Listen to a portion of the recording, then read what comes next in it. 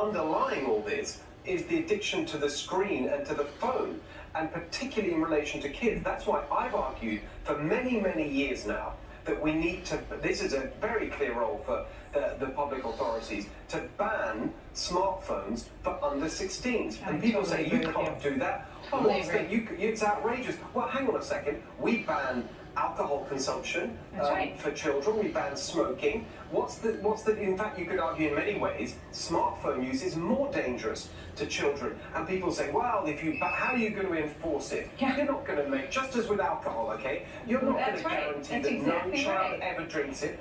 But what you do is you help parents, because parents know it's bad for their children. There's not a single parent that wants their kid to be addicted to a smartphone, but if they can say, but you do it because of the social pressure. All the friends have it. If parents can say, you know what? That's the law. We're not allowed to give it to you. That's a huge help to parents. I totally agree with you. You also need communities, parents, schools to band together and say, no cell phones under 16. You know, our school is not going to allow cell phones in the building under 16. Now, if people feel like this is a safety hazard, you know, maybe you can bring in a flip phone that doesn't have any access to anything else, if that's what they want to do.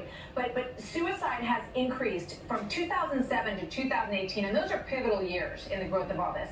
Nearly 60% among those aged 10 to 24. I don't know how much more data you need, but there is a lot more data that can be involved in. And parents need to stiffen their spines. Parents need to say to their children, you cannot have a phone until you're at least 16, because we know that if you don't start drinking or smoking or using social media until you get to a certain age, it makes it easier to manage it. And we know from these studies that we saw with Facebook that 14 is sort of like, that's the sweet spot, and the opposite of that, it's the worst spot for a teenager. They can't handle it at age 14, and it has really detrimental things. So, Steve, I thank you so much, because you've been speaking out about this for a very long time, and I think it needs to be the sort of national crusade that we saw with seatbelts and drunk driving and smoking and all of it. Thank you. Exactly right. Thank you so much. Thank you, Mark.